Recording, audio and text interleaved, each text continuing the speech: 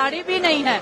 अगर ये हमें खाना ना दे तो हम भी नहीं कम्पीट कर पाते हैं। तो बस लाचारी महसूस होती है कई बार कि हम कुछ कर नहीं पाते हैं। हम देश को रिप्रेजेंट करते इतने बड़े बड़े लेवल पे, लेकिन अपने परिवार को दुखी देख के हम कुछ कर नहीं पाते हैं। तो बस सरकार से यही निवेदन है कि सुनना चाहिए। जैसे आपने पिछली बार अपनी गलती मानी थी, आपने माना था कि कुछ गलत हुआ है, उसके बाद आपने जो वादे किए थे वो पूरे करने चाहिए। और ऐसे मतलब हमारा देश ऐसे उन्नति नहीं करेगा। अगर हमारे अपने लोग ऐसे सड़कों पे बैठे रहेंगे तो देश को भी नुकसान होता है इस चीज से। आपको लगता है कि 200 दिन जैसे पूरे हो गए, लगातार किसान मांग कर रहे हैं अपनी मांगों की बात करने के लिए, अभी तक इनकी मांगों को सुना भी नहीं गया, गौर भी नहीं किया। वही बहुत दुख की बात है, वही बहुत दुख की बात है कि 200 दिन हो गए हैं अभी भी बैठे हैं। लेकिन हौसला देख के मुझे ऐसे लग रहा है कि हौसला जू का तो है ना। जब लंबा कोई आंदोलन चलता है तो लोगों में एक उम्मीद टूटने लग जाती है, क्योंकि हम ऐसी जगह से निकले। जब हम दिल्ली में बैठे थे तो हमारे भी हौसले ऐसे होते था कि पता नहीं कब मानेंगे, है ना। लेकिन हौसला देख के ऐसे लग रहा है कि आज पहला ही दिन है। हमारे परिवार को लड़ना आ गया है शायद।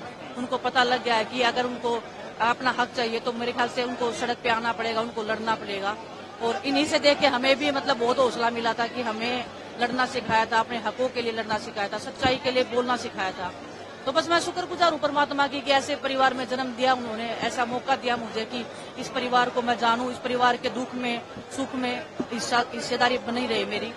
तो बस वही है कि विधानसभा चुनाव भी है हरियाणा में, सर मैं जो चल रहा है उसका असर सीधा तौर पर मुझे नहीं पता पॉलिटिक्स का, जुड़ा हुआ मुद्दा है। मुझे जो है वो काफी ज्यादा नाराज हो रहा है। मुझे पॉलिटिक्स का इतना नॉलेज नहीं है, सच्चाई बता रही हूँ। कभी इतना उसमें डीप में गई नहीं हूँ। आप खेलों की पूछोगे तो मैं बता सकती हूँ, लेकिन हर जगह पे किसान है ना। वो अगर नाराज है तो आपको वो खिलाड़ियों पे भी नुकसान होता है। अगर वो हमें खाना नहीं देंगे, मैं वही बोल रही हूँ, अगर वो हमें खाना नहीं देंगे तो हम कैसे कॉम्पीट करेंगे। लेकिन वो इतने निर्दयी नहीं है, ये खाना देते हैं पूरे देश को। इतना सब होने के बाद भी ये लोग खुले दिल से पूरे देश को आज भी अनाज दे रहे हैं। ये चाहे तो सब कुछ बंद कर सकते हैं देश का, लेकिन बड़ा दिल है इनका बहुत ज्यादा, और सरकार को भी बड़ा दिल दिखाना चाहिए इस मामले में।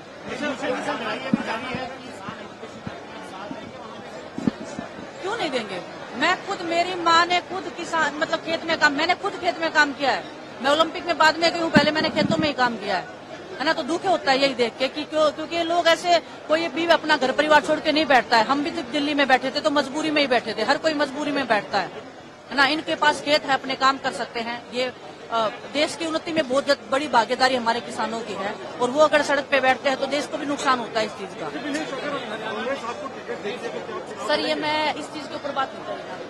मैं अपने परिवार के बीच में आई हूँ। आप लोग अगर इस चीज को घुमाओगे तो इनका जो लड़ाई है, इनका जो संघर्ष है, उसको आप बेकार करोगे। मेरे पे फोकस नहीं है आज मेरे पे फोकस नहीं है आज मेरे पे फोकस नहीं है। आज हमारे इस किसान को उनके ऊपर फोकस होना चाहिए आपका। ये मेरी रिक्वेस्ट रहेगी आपसे बस। मैं पूरे देश की हूँ सर, मैं पूरे देश की हूँ। मैं खिलाड़ी हूँ, मैं एक भारत देश की नागरिक हूँ। किस स्टेट में इलेक्शन है उससे मेरा कोई मतलब नहीं रहता है कभी भी।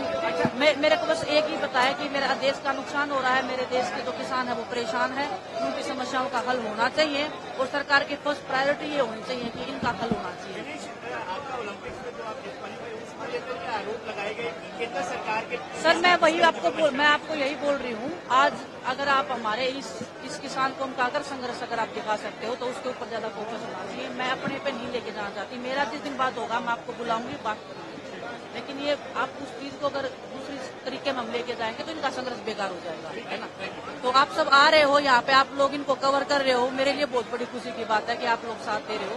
प्लीज इनके हक के लिए बोलते रहना, क्योंकि आपको भी पता है आप लोग भी कहीं ना कहीं ऐसे परिवार से आते हैं, तो आप सच के साथ खड़े रहिए और संघर्ष बेकार नहीं जाएगा, इतना मुझे विश्वास है, इतना मैं बोल सकती हूँ। तो और मैं परमात्मा से बस यही दुआ करूंगी कि आप जो अपने हकों के लिए आए हैं, अपने इंसाफ के लिए आए हैं, वो आपको मिले, और जो लेके ही जाना है उसके बिना अपना हौसला नहीं छोड़ना है। आपकी बेटी आपके सामने खड़ी है।